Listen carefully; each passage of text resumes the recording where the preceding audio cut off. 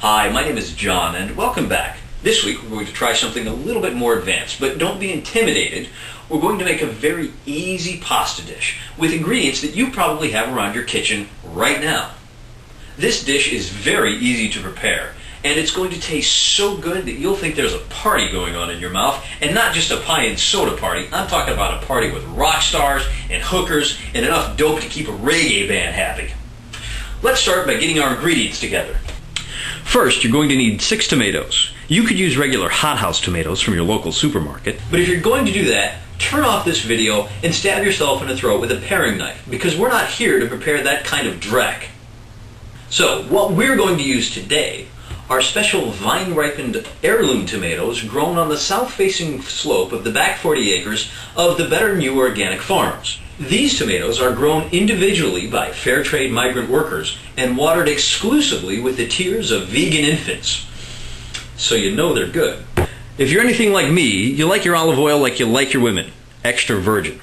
This is triple extra virgin olive oil, the olives of which are hand-picked by Dominican friars in the Italian village of Olaputo.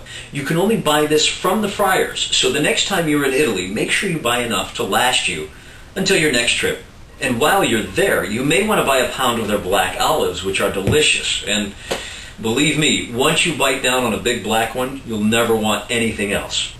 You'll also need a decent clove of garlic. The garlic that this recipe calls for was purchased at a small shop in San Francisco called The Spice Must Flow.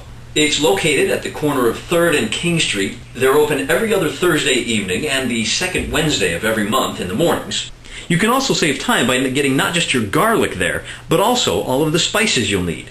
I use a mix of oregano and basil, parsley, sage, rosemary, and thyme. So there you have it, a few simple ingredients you probably have laying around your kitchen right now that are really going to make this recipe something special. We're going to start by making the tomato sauce. You inbred hillbillies out there probably start by boiling water first, but we're making real pasta today, so we start with the tomato sauce. You take your olive oil and you heat it up in a saucepan for a little bit, and while this heats up, we're going to cut our garlic. Carefully slice your garlic, and then the slices should each be cut into star shapes like I've shown here. The star shapes are critical to making the flavor come out. Once the olive oil is heated, you add your garlic. While this olive oil sautés the garlic, we're going to cut up our tomatoes. You can use a blender for this, but I don't recommend it because a blender's from the devil. Hand pureeing your tomatoes takes a little bit of extra time, but it's totally worth it. Once you're done with this step of the process, you simply add your tomatoes to the garlic and olive oil. If you bought black olives from the Dominican friars, and you'd better have, you can add those to the sauce as well. You can also add your spices at this time as well. You have to let the sauce simmer for 2 hours and 17 minutes. Any less time than that, and you won't have given the flavorific atoms enough time to bond together. If you let it simmer for any more than that, you're going to make the baby Jesus cry. So while that simmers, let's get started on making our pasta. Most people don't realize that pasta is made from the same ingredients as bread, and that's why we're going to make our pasta out of bread. You take a couple of slices, tear them up, add them to a bowl. You're going to add enough water to make a nice thick paste. Once you've got your paste ready, we're going to hand fashion our noodles. You just take a lump of your paste and you squeeze it through your hands like this and into the bowl. This may seem difficult, but it only takes about an hour, hour and a half to get a good full bowl like this. Insert this in the microwave for 2 minutes.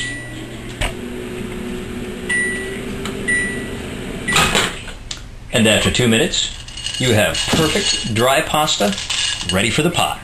Take your handcrafted pasta and add it to the boiling water. Did I mention that for this recipe you have to use artesian spring water bottled in the Alaskan Native Wildlife Refuge? Because for this recipe, you do. Once that's boiled for a bit, you simply take it over, drain it as always, and there you have it.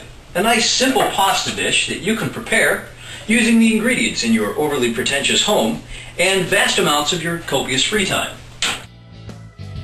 One last thing, don't let children eat this particular meal. I'm serious, people. It tastes like Rockstar's Hookers and Blow. Thanks for watching. I'll see you next week.